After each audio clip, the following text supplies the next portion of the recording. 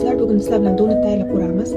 400 gram iliq sut, 8 qoshiq shakar, 2 qoshiq dro'sh, kichkina qoshiqchada tuz, keyin 50 gram sariyog' eritilgani kerak bo'ladi. Hozir buni o'rtacha yumshoqlikda xamir qilamiz. 400 gram sut, 8 qoshiq shakar,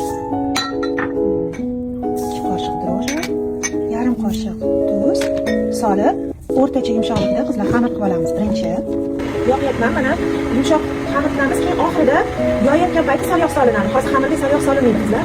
Xamirni qilib oldim. Endi buni 1 soatga olib qo'yamiz.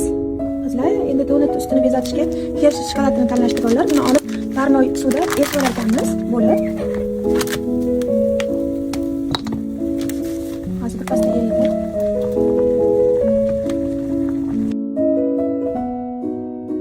Qizlar, mana xamirimiz ko'tarildi. O'sha eritilgan sariyog' bilan buni 1 sm shaklda endi yoyib olamiz. Qizlar, mana yumaloq shaklda yoyib oldim, 1 sm qilib aylanasiga. Mana shu idishni tanladim men. Xohlagan ishlaringni yumaloq shaklda qilib olasizlar.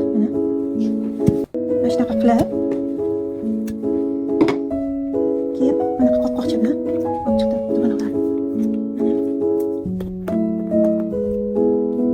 Qizlar, qizigan yoqqa solishni boshlaymiz donutlarimizni. Mana qizibdi. Sal olovni kamaytiramiz, baland olovda turadi, tez qizarib ketyapti. Sal o'rtaroq olovga qo'yish kerak ekan. Tez qizarib qoladi. Qizdiramiz.